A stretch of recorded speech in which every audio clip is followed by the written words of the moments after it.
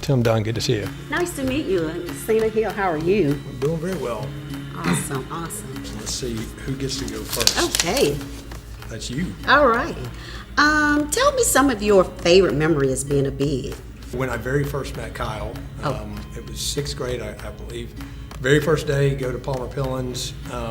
They introduce us. They kind of do that handoff. There's about a 15-20 minute time where you're introducing yourself. The counselor from Big Brother, Big Sister is there, and then they leave. And so I start talking to Kyle, and just immediately he mentions he plays football, and he says, can you come watch me play football this afternoon? It meant a lot, and I was like, it's pretty amazing. I mean, at that point, you start getting the impact of what this program's about. We were at the mall one day, and so I guess she thought I was just so old school. So a song came on in the mall, and I began to say, "Oh, I like this song." And she looked at me, and she just burst out laughing. And from that moment, we just, we kind of just meshed. Yeah. And so every time we would go out, we would just act silly and have fun, just a lot of girl stuff. A lot of times, we would just go play basketball, right? I mean, instead of studying, we just go shoot hoops and kind of catch up. Kyle, tell me what's going on.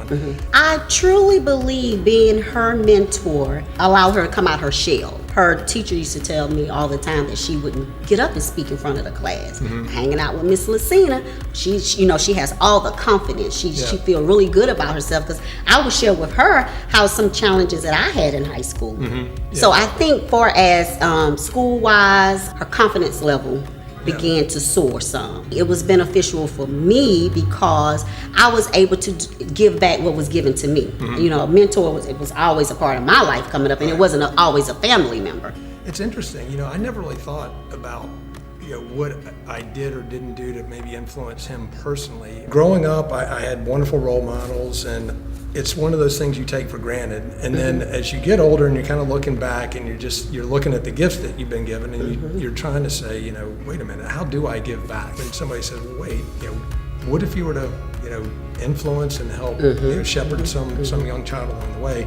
And you start thinking about it, and you never really realize the impact that it has on you. For me, I feel that the reason why it's so important to become a bid, because you can look at the research, you can look at the data. It's a lot of underage kid that needs somebody just to say, hey, it's okay to fail.